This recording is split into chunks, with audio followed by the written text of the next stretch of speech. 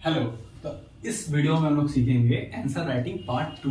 कल के वीडियो में हमने देखा था कि आंसर राइटिंग में हमने डिस्क्रिप्टिव पार्ट को लिया हुआ था। इस वीडियो में क्या करेंगे कि डिस्क्रिप्टिव के साथ, क्योंकि हमारा साइंस का पेपर है और ये साइंस का पेपर 3 सब्जेक्ट पे कंसिस्ट होगा, जो कि फिजिक्स, केमिस्ट्री और बायो होगा। ठीक है, फिजिक्स और केमिस्ट्री ये दोनों ऐसा सब्जेक्ट है जिसमें आपको न्यूमेरिकल्स दिए जाएंगे। ओके, बायो इसमें डायग्राम रिलेटेड। ठीक है, तो देखो डायग्राम में आजकल जो सीबीएसई क्वेश्चन दे रहा है डायग्राम से, वो क्या कर रहा है कि बच्चों को डायग्राम बनाने का कष्ट नहीं दे रहा है। वो क्या कर रहा है कि डायग्राम दे रहा है और उसके साथ उसका लेवल नेम करने के लिए क्वेश्चन दे रहा है और उसके साथ आपको ऑप्शन दे देगा कि आपकी क्वेश्चन नंबर 1 लिखिए और उसका आंसर लिख दीजिए। तो इन सारे क्वेश्चन को हम लोग अपने पेपर पे कैसे दिखाएंगे? तो आज का हमारा वीडियो पार्ट 2 जो है वो अंदर के क्रक्स का है कि हम न्यूमेरिकल और बायो के डायग्राम्स को अपने कॉपी पर कैसे दिखाएं। अब देखो, मान लिया सबसे पहले फिजिक्स लेता हूं। तो मान लिया कि फिजिक्स में कोई क्वेश्चन आ गया। लेट्स सी कि कल हमने सेक्शन बताया था, तो कॉपी को हमको वापस से वैसे ही प्रेजेंट करना है। मान लिया कि हमारा न्यूमेरिकल, पहला न्यूमेरिकल आ रहा है सेक्शन सी में। ठीक है, तो हम सेक्शन सी में पहुंच चुके हैं। तो ये हमारा होगा सिस्टम सेक्शन सी। ओके, अब सेक्शन सी में क्वेश्चन नंबर 12 है, जो हमारा क्या ही है, न्यूमेरिकल का क्वेश्चन है। ठीक है, तो इस क्वेश्चन में हम लोग क्या करेंगे, लिखेंगे ऐसे क्वेश्चन नंबर 12। ओके, अब देखो इसमें जो क्वेश्चन पूछ दिया है हमारे, मान लो कि तुम्हारा मिरर फॉर्मूला से, क्योंकि हमको लाइट चैप्टर पढ़ना है तो ये लाइट चैप्टर आने वाला है, तो मिरर फॉर्मूला से पूछ दिया। ठीक है, तो जब भी क्वेश्चन पूछेगा तो कुछ गिवन डाटा दिया होगा, तो जब भी हम न्यूमेरिकल बनाएंगे तो वहां पे हम लिखेंगे कि जो भी तुम्हारा क्वेश्चन में गिवन डाटा है तो उसको लिखेंगे गिवन, और जो भी चीज गिवन है उसको तुम ऐसे ऐसे करके टेबुलर फॉर्म में लिख लोगे, है ना। सिंगल लाइन में गिवन चीज लिख लिए। अब देखो इंपॉर्टेंट चीज क्या है जिसपे एग्जामिनर खुश होकर तुम्हारा नंबर देगा। ठीक है, जरूरी नहीं है कि जो न्यूमेरिकल तुम बनाए हो और जो तुम्हारा आंसर आया है वही आंसर एग्जामिनर के माइंड में हो। क्या पता वो फ्रैक्शन सोचा हो, तुमने डेसिमल में दिया हो। ठीक है ना, तो क्या ऐसा करें कि आंसर का डर ही ना रहे लेकिन नंबर मिल जाए। समझ रहे हो ना। तो इसके लिए ओरिजिनल चीज ये है कि फॉर्मूला कैसे आप दिखाते हैं। अब देखिए क्वेश्चन है मिरर फॉर्मूला पे, क्योंकि तुम 10th पूरे फिजिक्स को अच्छे से पढ़े हो, जो भी क्वेश्चन आएगा जहां पे तुमको small f, capital R, U, V दिखेगा तो तुम इसे समझ सकते हो कि ये मिरर फॉर्मूला से क्वेश्चन है या लाइट चैप्टर से क्वेश्चन है।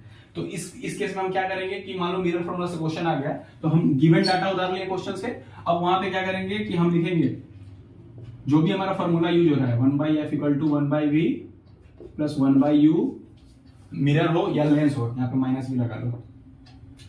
इस चीज को क्वेश्चन बनाने से पहले और गिवन के बाद, क्या बोला मैंने, क्वेश्चन बनाने से पहले और गिवन के बाद, गिवन लिख लिए क्योंकि तुम क्वेश्चन पढ़ चुके हो। अब उसके बाद तुम क्या किए, अब तुम क्या करोगे, फॉर्मूला लिखोगे।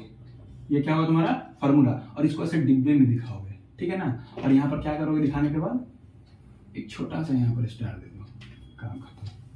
समझ रहे हो। अब ये तुम्हारा रिफ्लेक्ट मार रहा है कि तुम ये फॉर्मूला यूज करने वाले हो, है कि नहीं है। तो ये फॉर्मूला यूज करोगे, उसके बाद तुम अपना बनाओगे। चलो अब हम समझते हैं कि मान लीजिए कि हम न्यूमेरिकल बना रहे हैं, एग्जाम का प्रेशर है, फिजिक्स का क्वेश्चन है, प्रेशर तो बनता है। तो उसके बाद क्या होगा कि मान लीजिए कुछ मेरा एरर आ गया, लेकिन जब तुम्हारा कॉपी चेक होगा और मान लीजिए कि ये तुम्हारा 2 मार्कर 3 मार्कर का क्वेश्चन है ना, तो तुम्हारे ये एक फॉर्मूला तुम्हारा ये एक स्टेप दे दिया।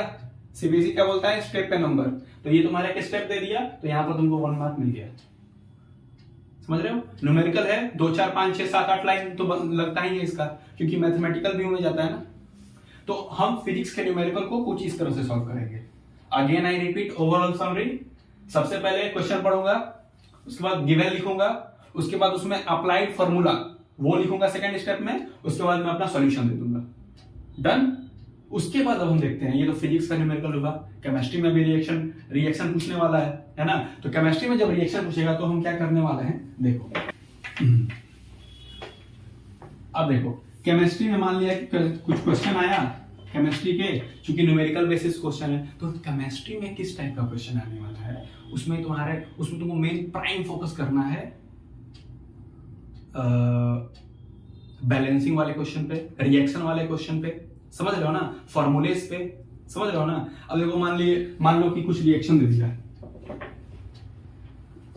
क्वेश्चन बोला कि आप जो है ऑक्सीडाइजिंग एजेंट दिखाइए, रिड्यूसिंग एजेंट दिखाइए, है ना। तो इस केस में क्या करोगे, पूछ दिया अगर डायरेक्ट उसका स्ट्रेट क्वेश्चन है ना, कि ऑक्सीडाइजिंग एजेंट के बारे में, ऑक्सीडाइजिंग एजेंट के बारे में, तो यहां पर हम इसका डिफिनेशन अगर लिख भी रहे हैं, यहां पर हम इसका डिफिनेशन लिख भी रहे हैं, तो उसके साथ साथ हमको क्या है, यहां पर इसका एक्सप्लेनेशन विथ एग्जांपल रिएक्शन के साथ दिखाना है, क्योंकि केमिस्ट्री पूरा बेस होगा तुम्हारे रिएक्शन पे, तुमको उस पे तभी नंबर मिलेगा जब तुम्हारा रिएक्शन आएगा, है ना। तो जब तुम रिएक्शन दिखाओगे ना बेटा, तो तुम क्या करोगे, यहां पर ये जो डिब्बा है बहुत काम का है, तुम यहाँ पे कुछ रिएक्शन लिखे, CuSO4 प्लस ये प्लस सिंबल प्लस ये क्या मिला प्लस ये, ठीक है ना। ये जब भी तुम दोगे उसके बाद यहाँ पे लास्ट में क्या लगा होगा, डिब्बा। याद करो जब हम फिजिक्स का बताएं अभी कुछ देर पहले, तो उसमें जब हम लोग मिरर का फॉर्मूला लिखे थे, तो वहां पे साइड में एक छोटा सा स्टार लगाए थे। जब तुम यहाँ पे रिएक्शन दोगे, ये तो तुम किसी ना किसी का एग्जाम्पल लिखोगे, है ना। तो जब भी तुम एग्जाम्पल लिखोगे तो यहाँ पे, और एग्जाम्पल को EX से मत लिख देना, E.G से लिखना, ठीक है ना। हम लोग शुरू से गलत ही पढ़ते हैं, E.G ये हुआ एग्जाम्पल। तो ये जब तुम एक एग्जाम्पल इसका ये लिख दिए, तो यहां पर क्या कर दोगे, स्टार लगाओगे, तुमको बोनस मिलेगा नंबर। बोनस का मतलब ये नहीं कि 3 का 4 मिल जाएगा, ऐसा नहीं है। बोनस का मतलब ये है कि तुमको औरों से अधिक, समझ रहे हो ना। तो ये एबिलिटी हमको कहाँ यूज करना है, केमिस्ट्री में, समझ रहे हो। केमिस्ट्री में कोई टफेस्ट न्यूमेरिकल नहीं आने वाला है, वहां पर एकदम डाटा बेस्ड क्वेश्चन होगा, केस बेस्ड क्वेश्चन होगा। जितना एसचंद का फिगर डायग्राम वाला क्वेश्चन है, समझ रहे हो ना, वो बीकर के साथ उठा के कलर कोड चेंज कर करके हम बताए भी हैं, कॉपर जहां आ रहा है वहां पे ब्लू आने वाला है। तो इसमें क्या है कि अभी हम लोग देखें कि फिजिक्स हो गया, केमिस्ट्री हो गया। फिजिक्स में न्यूमेरिकल एबिलिटी था, केमिस्ट्री में रिएक्शन एबिलिटी था। इसमें जो है अब आ रहा थर्ड पार्ट हमारा बायोलॉजी। तो बायोलॉजी में क्या है कि आपको जो भी फिगर देगा, अब चूंकि CBSE डायग्राम बनाने के लिए नहीं देता है, अब CBSE जो है वो डायरेक्ट बोलता है कि डायग्राम बना हुआ है, आपको बस लेवल कर देना है। तो लेट्स सी कि ये एक डायग्राम है नेफ्रॉन का, इसमें क्या है कि लेवल कर चुका है ABC। अब तुमको जब आंसर लिखना हो, तो मान लो कि ये क्वेश्चन नंबर 16-17 है, क्वेश्चन नंबर 17 है, तो तुम भूल कर भी वो डायग्राम मतलब नहीं कॉपी बना देना, ठीक है ना, क्योंकि ये एक एक प्लेस एक एक नंबर का है। ओके, अब तुमको क्या करना है कि क्वेश्चन नंबर 70 जो दिया हुआ है, लिखना है अपनी कॉपी पे क्वेश्चन नंबर 70। उसके बाद क्या लिखना है कि जो पार्ट 1 है, इसमें तुम्हारा रोमन करके दिया होगा, तो रोमन 1 में जो तुम्हारा A है उस प्लेस पे क्या आएगा, रोमन 2 में जो तुम्हारा B है उस प्लेस पे क्या आएगा, रोमन 3 में जो तुम्हारा C है उस प्लेस पे क्या आएगा। तो यहाँ पर सिंपली तुम अपना एक एक मार्क लेने के लिए डायरेक्ट लेवल कर सकते हो। देखो एक तरह से देखा जाए ना, तो ये सिंपल है कि अगर तुम्हारा वो लेवल आंसर सही है तो तुमको यहाँ पे नंबर मिल रहा है। इसमें तो आपको फिगर याद करना जो, और कौन कौन सा फिगर इंपॉर्टेंट है, ये नेफ्रॉन हो गया, ब्रेन हो गया, हार्ट हो गया, है ना, स्टोमक हो गया, ये सारे फिगर क्या है, इंपॉर्टेंट है। तो आज के वीडियो में इतना ही, मिलते हैं हम लोग अगले मैथ्स के लिए।